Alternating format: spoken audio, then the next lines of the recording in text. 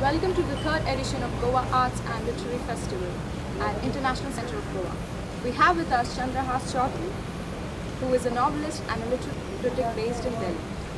He is the author of the novel R.J. the Dwarf, which was published in German and Spanish as well.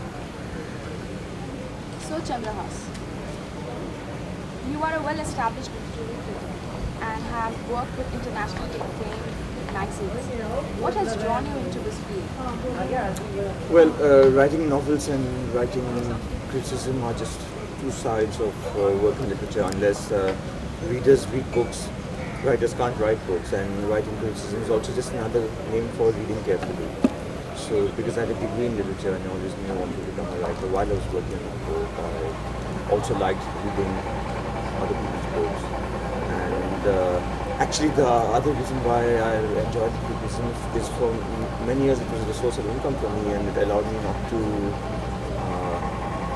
work at an office job, which to me is one of the rules for a good life. After which you wrote your first novel, R.J. the Dwarf, in 2009. What was it all about? It's a story of a very small and often very bitter man who's only 3.5 feet tall in a very big and often very hostile city, which is Bombay, the city I know best and which I lived in until last year. And it's a kind of dark comedy about the many dreams that this man has and his persistent fear that although he's an adult like you and me, society sort of leaves him out and looks at him in a different way because he's so small. So Arzi just wants to have a normal life, and also a big character in the book is somebody who's not a human being. It's a cinema, it's a building called the Noor. And Arzi works as a projectionist in the cinema, and the cinema is his whole life because it also is a kind of second body for him. You know, as when you work as a projectionist in a cinema, you always work on the top floor of a building and you look down at the world, while when he walks through the streets of Bombay, he's always looking up at the world. It's so small. So these are his 2 points of view on Bombay, from below and from above, and the book is about, it sets out a story in his life and some dreams that he has there, and the question is whether all this is going to happen or is it just going to be part of Arzi's imagination. It has now been translated into foreign languages. How do you feel? Does it also reflect on the expansion of the market for Indian writers overseas? One always feels very happy because when you look back at the books that influenced you, so many of those were not actually written in English. So you came to them because somebody else translated them, and so it feels very nice to go back out into other languages and be an Indian writer, not just to readers in English but to readers in German, Spanish or other languages.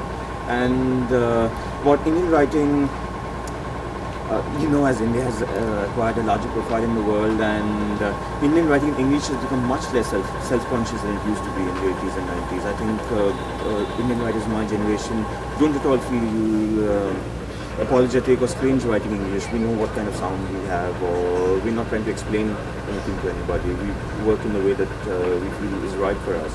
So, 2 things happen simultaneously. One, Indian writing has acquired a much larger profile in foreign countries, but it's also acquired as a result of the work of Indian writers and critics. There's a lot more awareness within India of the whole range and scope of Indian literature, and I think one of the very nicest things about working as a reviewer in India is that you get to read a lot of great Indian novels in other languages that have been freshly published in very good English translations. So I would go so far as to say as there's never been a time in the history of Indian literature that you've had such a good view from English of the whole range of Indian literature and the beauty of it all. If you were to review your book, what would be the opening lines? Well, I would have to review under another name so that the cheating of reviewing your own book was not exposed.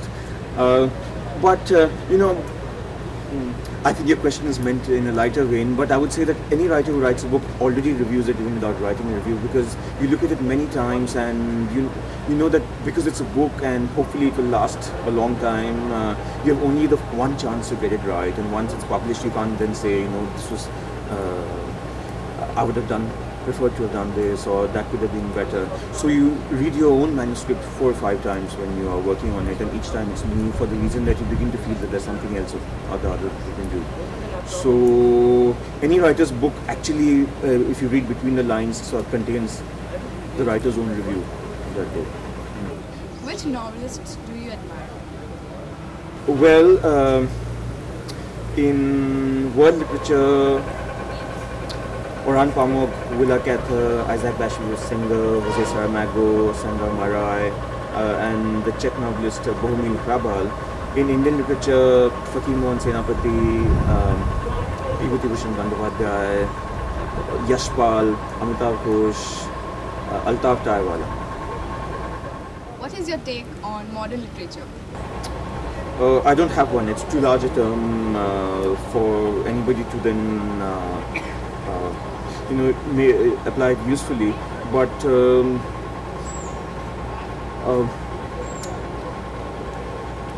I think you need to add more things to the word modern literature to fashion, an answer that makes sense. So I would say to modern Indian literature, I think it's particularly rich right now because of the confluence of many languages.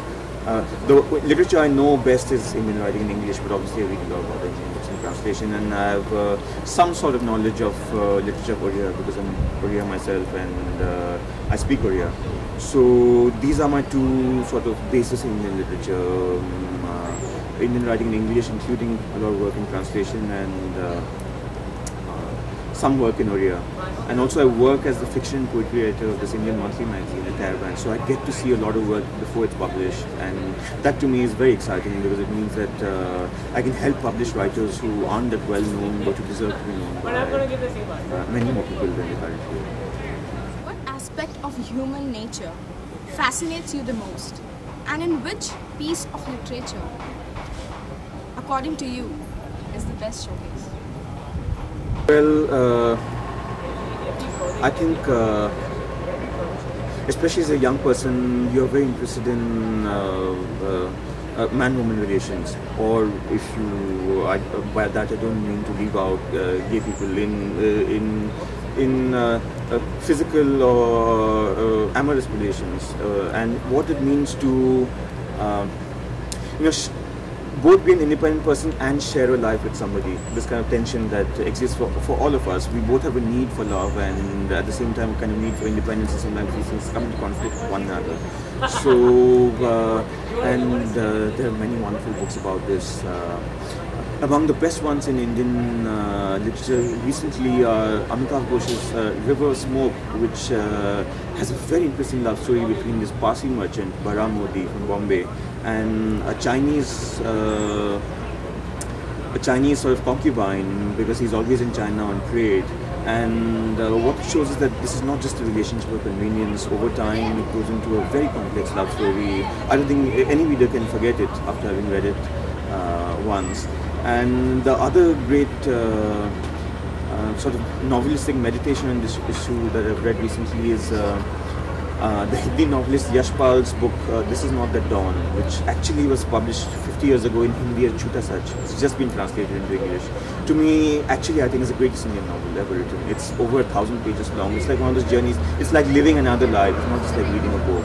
And the center of that book has these two love stories.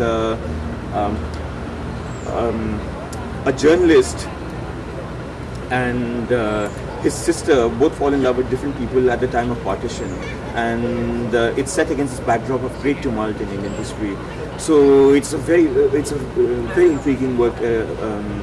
Sort of, as a novelist, you want to mix different kinds of stories in the same space. That's one of the things that you can do, that you have the freedom to do. So it's kind of love story and a story of Indian history at the same time. To me, there's very little I've read that I've enjoyed so much. Your blogspot middle stage indicates a unique balance you have achieved between print and new media. How important is this for the writer today? Well, you can't afford to ignore new media, and I think what happens is that your relationship with new media depends on the relationship you had to base media, things like email and the internet. today still Indian writers of the current generation who don't have an email address. I mean, I remember a very funny story when my anthology of Indian literature, A Traveller's Literary Companion to India, came out 2 years ago. The American publisher for it wanted a well-known Indian writer, which I was not at that time and maybe still am not, to write a foreword for the book so that it would help shift copies in the bookstores. And I looked through older Indian writers and I picked Anita Desai, who's another writer I like very much. And when I wrote to her, I couldn't write to her directly because I could only get to her through a publisher. And I would send, the way of communicating for this book was I would send I would write a letter on my laptop, print it out, scan it, and then fax it to her publisher, who would then fax it to Anita, who would then write a reply, fax it back. Her publisher would scan that and send that to me as a PDF, which I then read. After a couple of times, I thought, this is an end to it. Whatever work we get done so far is what we do. But things like, for instance, a blog allowed me to develop a kind of readership and also to write about things that one of the very good things about new media is that it opens the spaces that traditional media has sort of rejected for market reasons. For instance, the Times of India, which is the country's biggest selling English newspaper, doesn't have a book review page. And it's such a pointless state of affairs that the only thing you can do then is try and bypass that by setting up something by yourself. So I also found that by having a blog, I could quote at length from books that I liked. So, readers could actually read a paragraph from the book, which you can't do in a review in a newspaper for reasons of space. So, new media is very freeing in a way. What you need to guard against is, there's also a state of great ease in self-publishing your work. You write it and you put it up. And sometimes this can make you very lazy because you don't even read it a second time because all you have to do is click publish and it's up. So in that sense you feel like you just published something. But so it's up to people to be more vigilant in keeping up standards for themselves. Like for instance, now I hardly write on my blog because just not the time with other things to do. But I think that is a better thing to do and let people read the archives than to constantly keep trying to get new people to read it by doing it such standards. Are you planning to write another novel? I've been working on the last 3 years. It just takes, it's very labor intensive work, and you have to do other things in the middle to keep going and generate an income. So that's why it takes a long time. But I don't think there's any day of my life where I don't spend an hour thinking about what's going to be. What are your expectations from Goa Arts and Literary Festival? This is my first time on a festival and my first day. I don't know if I have any expectations. I think the festival has expectations on me. I don't come here to present my own work. I've come here to ask questions of other writers. So that's what I want to do well. For instance, later today I'm speaking to two very good Indian writers and critics, Harish Trivedi and E.V. Ramakrishnan. And these people have done some fantastic work for 30 or 40 years in Indian literature, while I've only been around 7 or 8 years.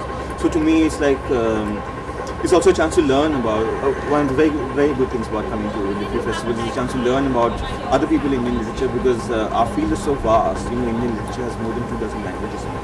And each language has a literary tradition going back more than 1,000 years. So there's no way anybody can know enough. Sometimes, the chance meeting with other writers, other good minds, the chance to spend an evening drinking with them and chatting about things that you wouldn't otherwise. Is what I look forward to, and this is a very beautiful space. And I like a lot of Goan literature. For instance, the older Goan poet Joseph Furtado, who's not in print right now, but he wrote some wonderful poems. He was one of the first Indian poets to use kind of Indian English in his poems. I was able to publish some of his work in the Caravan earlier this year, just because I read his book when I came here. So it's very nice to be here, and I'm looking forward to 3 or 4 days of very good literary conversation, and also to sitting in my little balcony in that room there and getting work done, actually. Thank you so much, Mr. Choudhury. It was indeed a very interesting discussion. Hope it acts as a guidance of this. It was my pleasure to speak to you. Have a nice time. Goa Arts and Literary Festival is international. So we had with us Mr. Choudhury from Delhi, who was a novelist and a literary critic. So keep watching Goa Arts and Literary Festival at International Centre of Goa. We have many more to come.